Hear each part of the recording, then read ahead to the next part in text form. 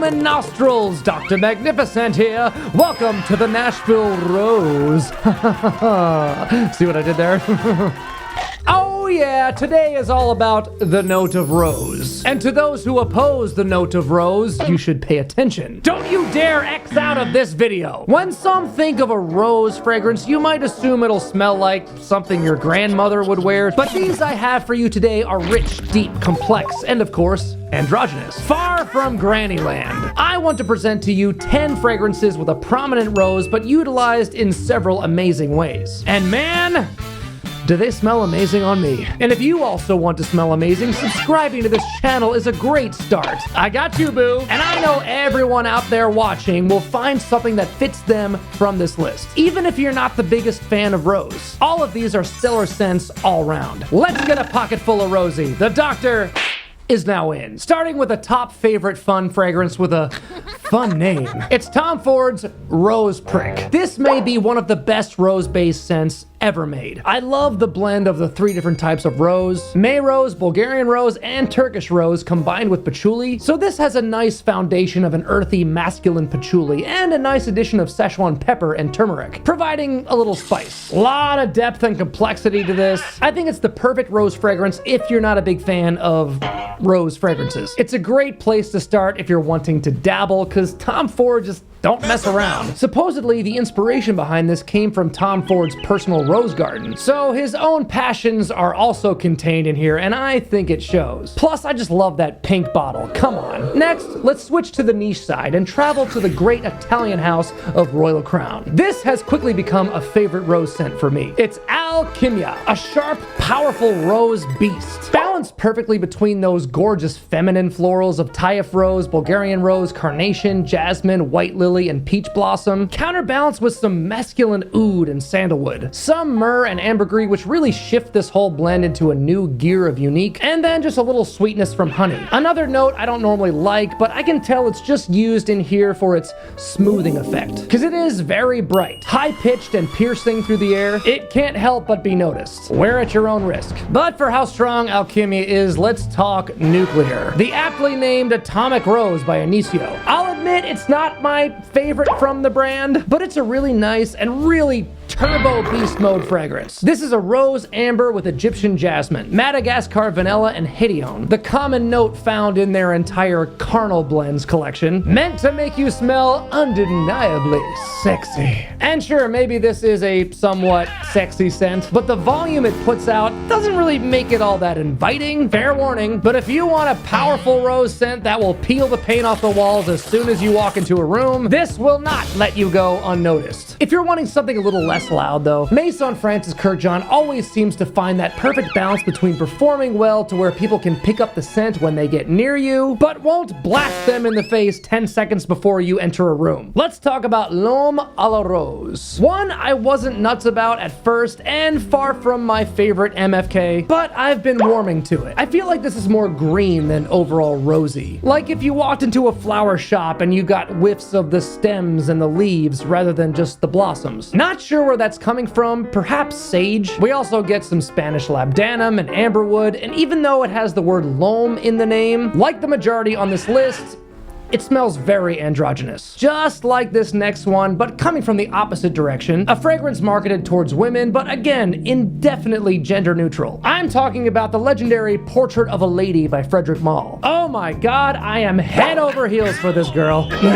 Same deal as L'Homme à la Rose. I'm getting greens and herbals. I'm guessing from patchouli and blackcurrant, along with spices like clove, incense, cinnamon, then raspberry, sandalwood, benzoin, and musk in the base. It's just so perfect in every way, isn't it? Also a great performer without being overpowering. Oh, I should probably mention though, Portrait of a Lady is on the more expensive side. If there's any downside to it, that's it. I think it's worth every penny, but if it's a little out of your price range, I think Habit Rouge Eau de Parfum by Guerlain is a great substitute. It doesn't smell the same, but supplies a similar vibe with similar performance on the way cheaper end. It's a classic scent and a hell of a lot of bang for your buck. In addition to rose, we have leather, Brazilian rosewood, carnation, jasmine, cedar, sandalwood, labdanum, oak moss, a whole string of citruses in the open, and a whole string of resins in the base along with vanilla. More on the feminine side, but still easily worn by anyone. It's certainly one I love wearing when I'm in the mood. I may be cheating a little bit to include Dior Homme Parfum in a rose-themed video, since iris is what the entire line is known for, and probably spawned the entire iris trend we're currently living in all over the fragrance mainstream, but I really wanted to pinpoint on the rose in particular, which is only found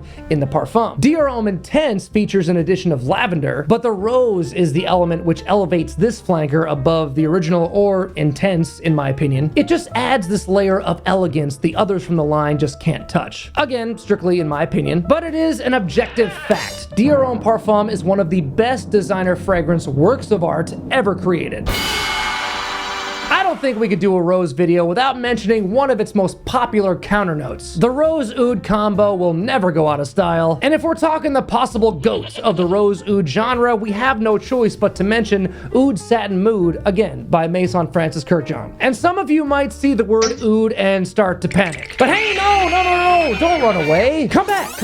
No, it's okay. Don't worry. This is as far from the pungent, animalic, dank, barnyardy type oud you can get. It's super smooth and sweet thanks to its heavy dose of vanilla, which I believe along with the rose also makes it super appealing to those who usually prefer feminine fragrances. In fact, Emily's best friend loves to wear this one. And I detect vanilla more than anything else on her, but on me I get more of the woods. So skin chemistry has a lot to do with it. But regardless of skin chemistry, it still smells amazing and seems to perform like a beast on nearly everyone. Not unlike nearly everything from Xerjoff. And this next rose powerhouse features one of my favorite notes. The sexy rose and tobacco scent wrapped in sexy red velvet. Wardasina. Wowie, wow. This one really surprised me upon first impression, which you can see in my Xerjoff haul video if you haven't yet. One I blind bought on a whim after stumbling across it for a slamming price on a discounter. It knocked my socks off since spray one and continues to do so to this day. Robust tobacco and Bulgarian rose work so well together. But it doesn't stop there. We also got saffron, patchouli, cedar, vanilla, and musk. I don't know why it doesn't get more press. I'm the only one I know who's hyping it, but I so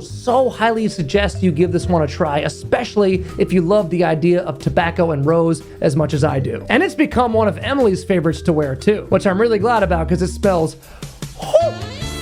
so sexy on her. Love you, babe, if you're watching. Now let's end this list with a curveball and a bangin' cheapie. A unique, artistically composed bargain barrel beast in one of the most hilarious bottles. Making its debut appearance on this channel, let's talk about Moschino's Toy Boy. Yes, a popular choice for the budget-conscious eccentric.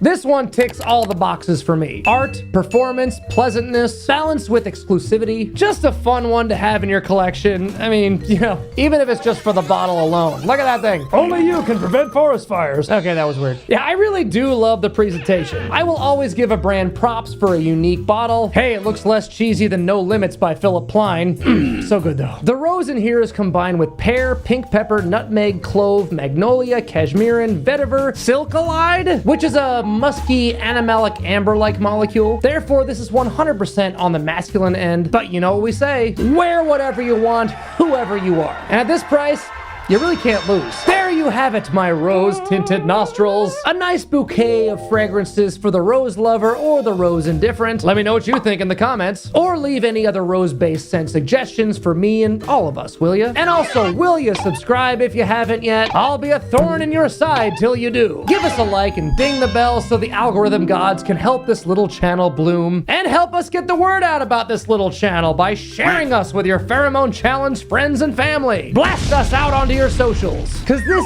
isn't a fragrance channel. That's right. Wake up and smell the roses. It's a community, baby! And get your rosy cheeks back here next time. Stay fresh, stay prickly, and of course, stay smelly. The doctor is out.